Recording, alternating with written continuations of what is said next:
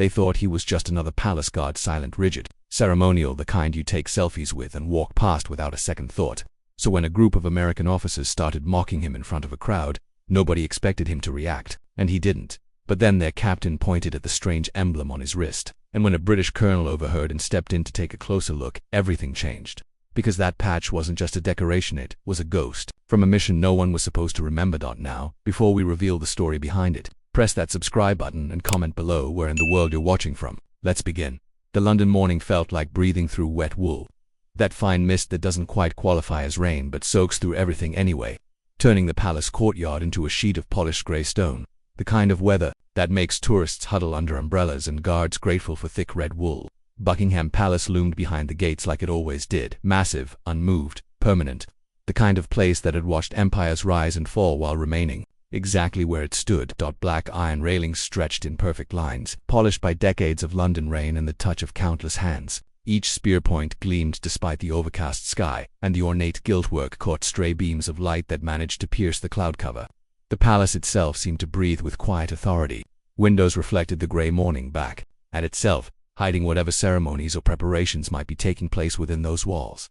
The royal standard hung limp in the still air, its colors muted by mist but still commanding respect from every passerby. Beyond the gates, the pale stone facade caught what little light filtered through the clouds, each carved detail telling stories of centuries past. Somewhere in the distance, the measured sound of boots on gravel announced another patrol beginning, its rounds the rhythm as predictable as clockwork, but somehow never quite routine. The very stones seemed to echo with the footsteps of thousands who had walked these same paths, carrying the weight of duty and tradition that stretched back through generations of service. Staff Sergeant Hugh Mercer stood exactly where he'd stood yesterday and the day before, that 2 paces from the black iron gate, rifle at present arms, chin level with the horizon. His red tunic was pressed sharp despite the dampness, brass buttons catching what little light filtered through the clouds. The tall black bearskin sat perfectly centered, as unmovable as the man beneath it.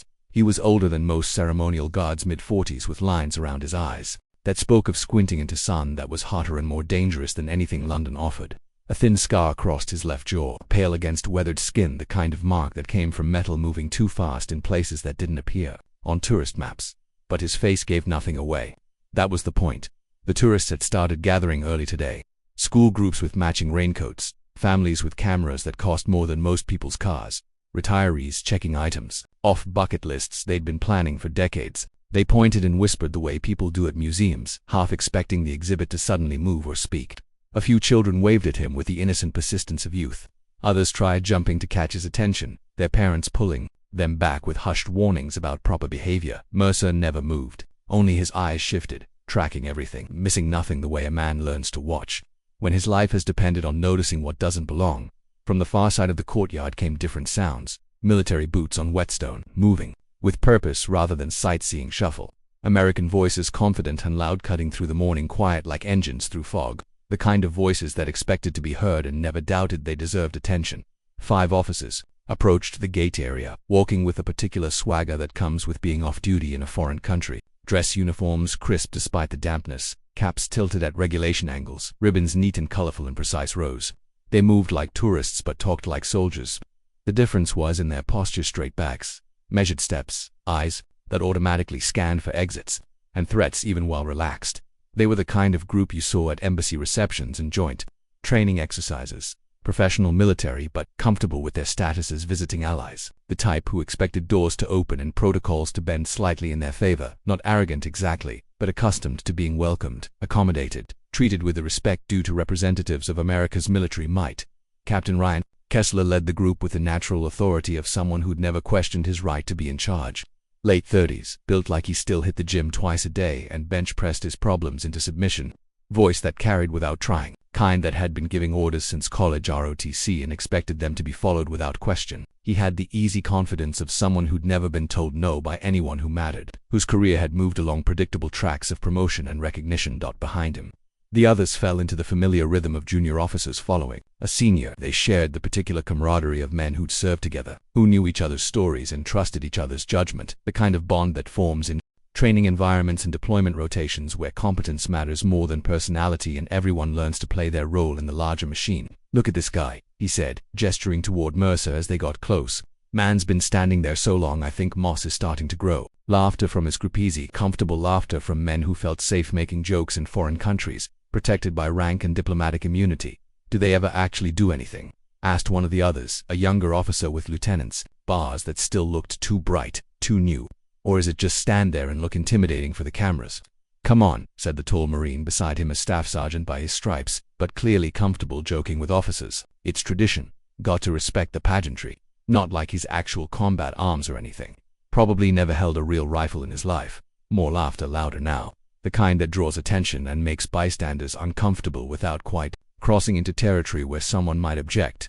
Mercer didn't react, didn't blink, but something shifted in his jaw just barely, the kind of movement only another soldier might catch, like a muscle memory from times when staying still meant staying alive.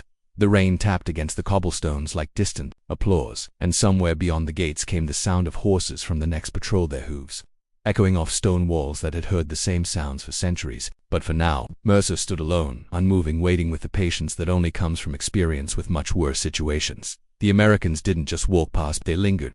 Kessler stepped closer to the rope line, not quite crossing it, but getting near enough to make his point clear. His group gathered behind him, feeding off his confidence the way officers do when they're off duty and feeling bold. When the usual chains of command feel looser and more forgiving, gentlemen, he announced, loud enough for the growing crowd to hear. Observe peak military endurance, hours of standing, zero movement, God-tier discipline. The tourists were watching now, phones coming out like weapons being drawn, sensing something was about to happen that might be worth recording. A few British onlookers shifted uncomfortably, but nobody said anything. This was their country, their tradition. But these were visiting allies' diplomatic waters, carefully navigated. I have seen department store mannequins with more combat experience, said the young Marine, grinning at his own joke and looking around for approval from his superiors. Careful, Kessler replied with mock seriousness, playing to his audience. He might snap and bayonet somebody. Those are real rifles, right? Or just props that got bigger laughs, the kind that made bystanders look around nervously, wondering if they should stay or move along, unsure whether this was appropriate entertainment or something more problematic. A middle-aged British woman near the rope whispered to her husband, "They shouldn't be doing this," but she didn't speak up. Nobody did. Kessler turned back to Mercer and gave an exaggerated American salutal, theatrical precision and zero respect, like he was saluting a statue in a park rather than a serving soldier. "Permission to engage in ceremonial warfare, Sergeant." Silence. Mercer's eyes stayed fixed on the horizon, expression unchanging. The damp on his face hadn't moved in 10 minutes, and his breathing remained steady, controlled, invisible. Stone cold. Kessler chuckled. Bet this guy hasn't cracked a smile since the Falklands. Do they train you guys not to blink, or is that just natural British charm? He was performing now, playing to his audience. Some of the tourists laughed along, awkwardly, unsure whether this was appropriate but not wanting to seem uptight. But the British spectators stayed quiet, their shoulders getting tighter, their expressions more guarded.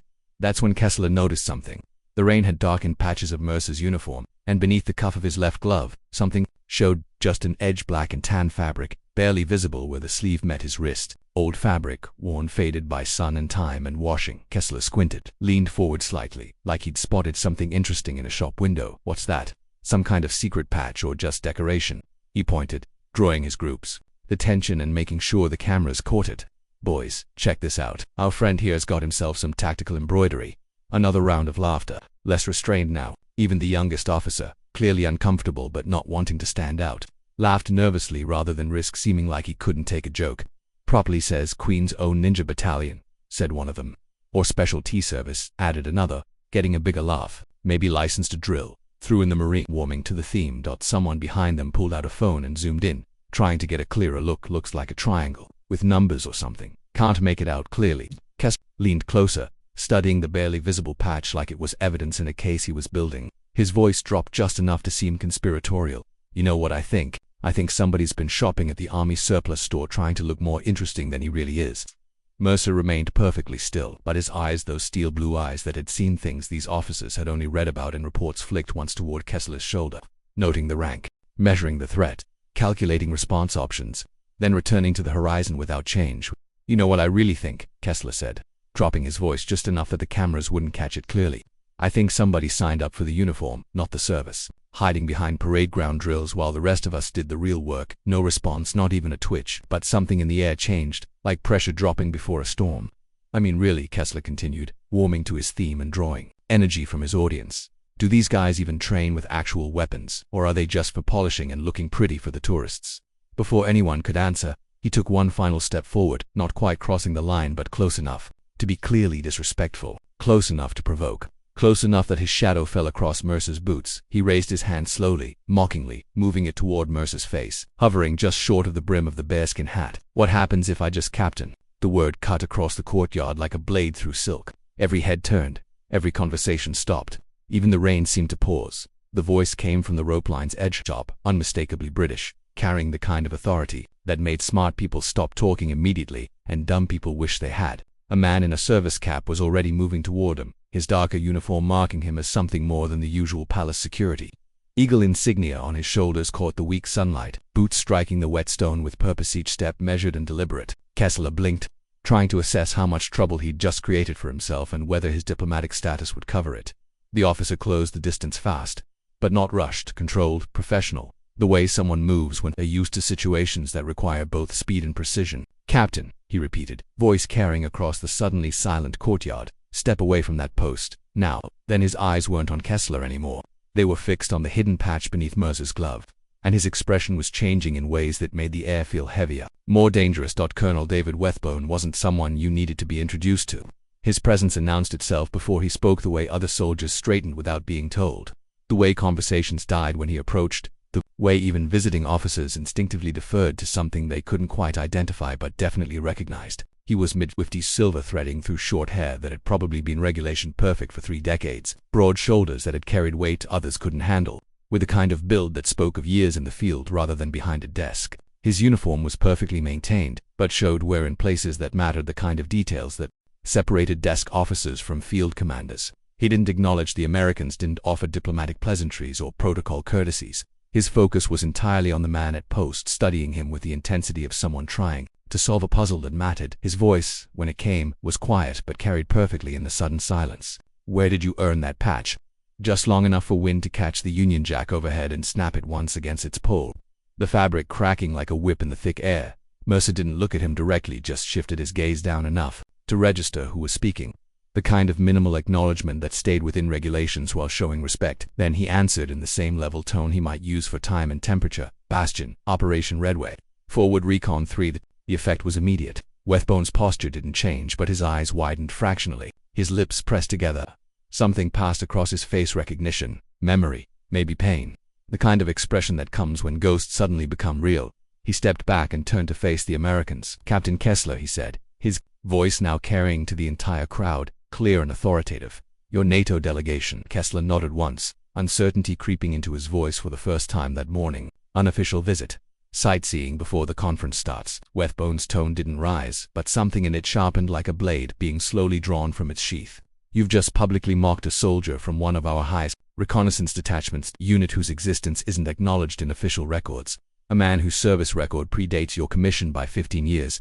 The silence stretched like a wire under tension. Even the rain seemed to pause. Tourists lowered their phones, instinctively sensing they were witnessing something more serious than entertainment. Captain Kessler went pale beneath his tan. "Sir, I wasn't aware." "No," Wethbone cut him off, the word sharp enough to draw blood. "You weren't. Because you assumed instead of asking. Because you saw ceremony and decided it meant weakness." He gestured once toward Mercer's gloved wrist, the movement precise and economical. "That emblem isn't decoration. Captain, is not costume jewelry from a surplus store. It's the field insignia of Forward Recon 3, part of British Joint Special Operations Command under ISAF, officially disbanded in 2009 after Operation Redway. A mission buried under NATO classification levels you don't have clearance to know about." The crowd had gone completely still. Phones lowered. Even the children stopped fidgeting, sensing something important was happening that they didn't understand but should respect. That unit held defensive positions outside Bastion...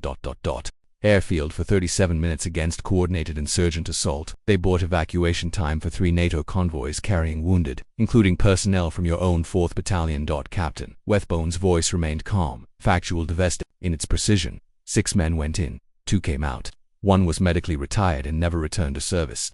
His eyes returned to Mercer, something like reverence creeping into his expression. "The other is standing in front of you, still serving, still silent, still holding the line." Nobody moved.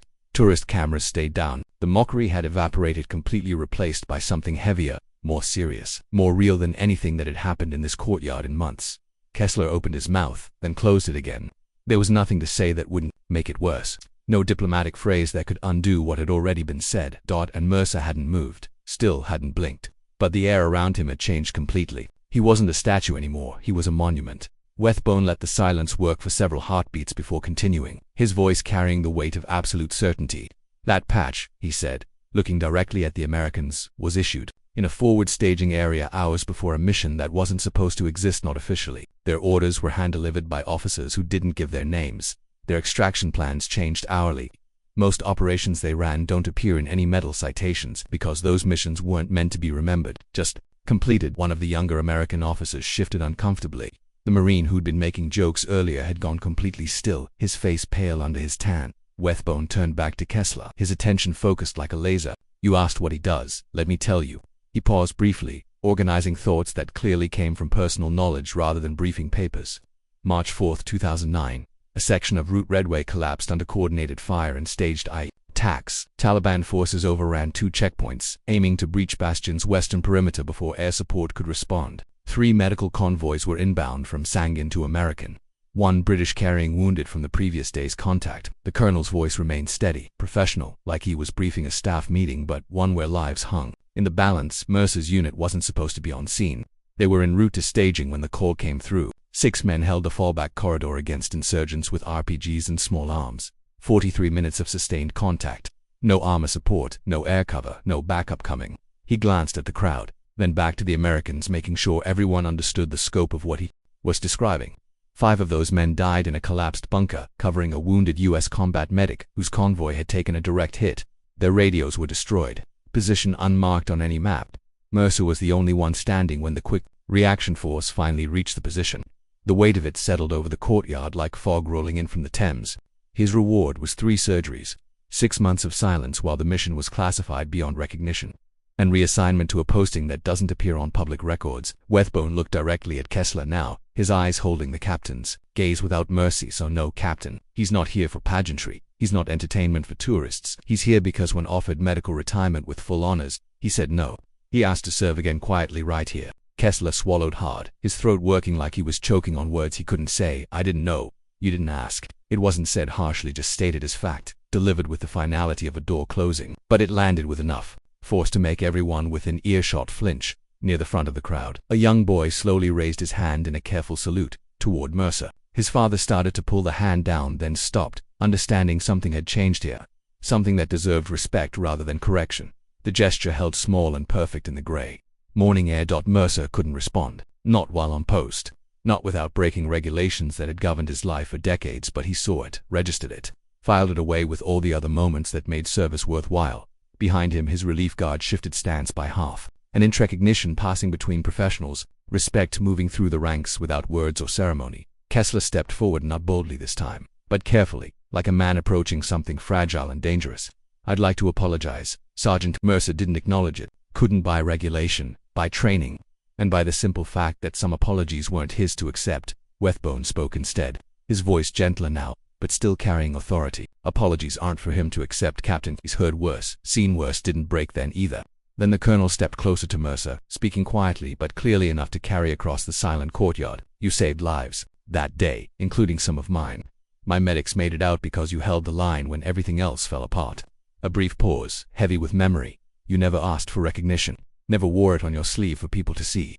Wethbone glanced at the nearly invisible patch worn almost to nothing by time and weather and washing. But you never took it off either. He straightened to full attention, his movements precise and deliberate, and no one here would question it again without fanfare, without announcement. Colonel Wethbone brought his hand to his temple and delivered a full formal salute right there in the courtyard in front of tourists and cameras and visiting officers. A colonel saluting a ceremonial guard. The gesture cut through protocol, through rank, through everything that normally mattered in military hierarchy. The tourists went completely silent. Even the Americans who'd been mocking Mercer now stood at something approaching attention, instinctively recognizing the gravity of what they were witnessing. Mercer couldn't return it, not while on post, not without abandoning everything he'd been trained to do.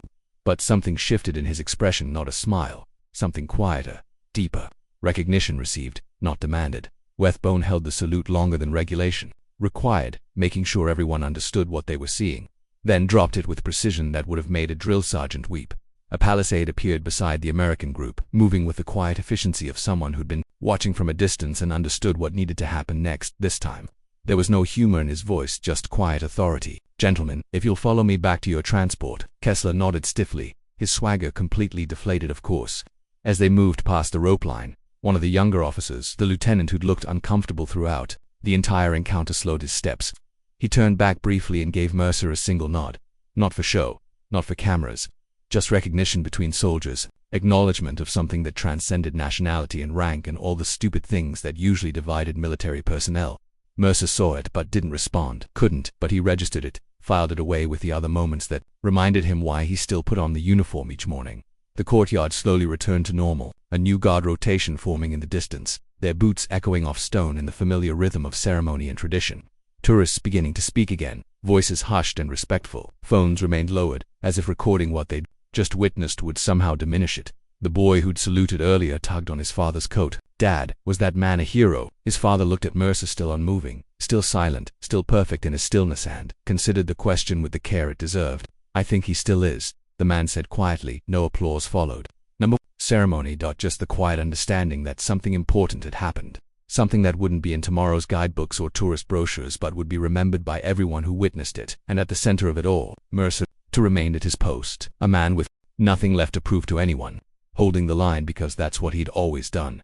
When the changing of the guard began 20 minutes later, it proceeded with its usual precision. Commands issued in voices that carried centuries of tradition, rifles exchanged with movements perfected by countless repetitions. Positions rotated with clockwork timing that spoke of discipline earned through years of practice. When Mercer's relief arrived, he fell out wordlessly, rifle coming to his shoulder with the same fluid motion he'd performed thousands of times. His posture didn't waver, not even in motion, not even as he transitioned from stillness to movement. He marched toward the arch that led back to Wellington Barracks, away from the gates and the rain and the tourists who would never fully understand what they'd witnessed inside the barracks. The fluorescent lights hummed against tile floors that had seen the boots of generations of guards. The contrast was sharp drab walls painted institutional green, wet boots lined up by heating vents, the smell of wool and metal polish and strong tea brewing in a corner kettle. A different world from the grandeur outside, but somehow more honest. He stepped into the changing area with the same methodical care he brought to everything.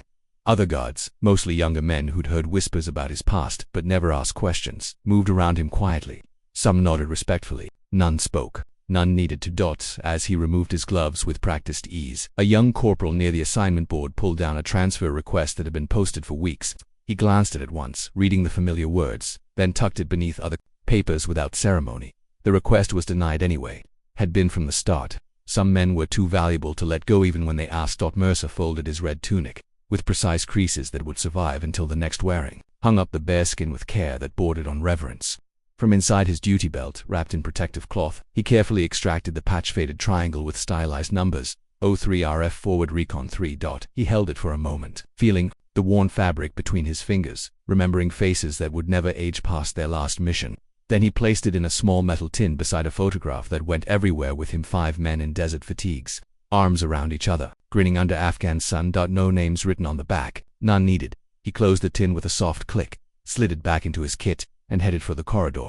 No drama, no ceremony, just quiet purpose, the same as always. Outside, the sky was clearing. The mist had lifted, revealing patches of blue that promised a better afternoon. Tourists still moved around the palace gates, some still talking quietly about what they'd witnessed, others never understanding what had happened, carrying on with their planned itineraries and photo opportunities. Mercer didn't look back as he walked down the hall toward whatever came next. There was nothing more to say. Have you ever watched someone get judged before anyone bothered to ask their story? Do you think quiet service deserves the same respect as public recognition? Let us know in the comments below. If this moved you, hit that subscribe button and ring the bell so you never miss these stories. And if you know someone who thinks these guards are just for show, share this with them. It might change how they see things. Thanks for watching, and we'll see you in the next one, and we'll see you in the next one, and we'll see you in the next one, and we'll see you in the next one.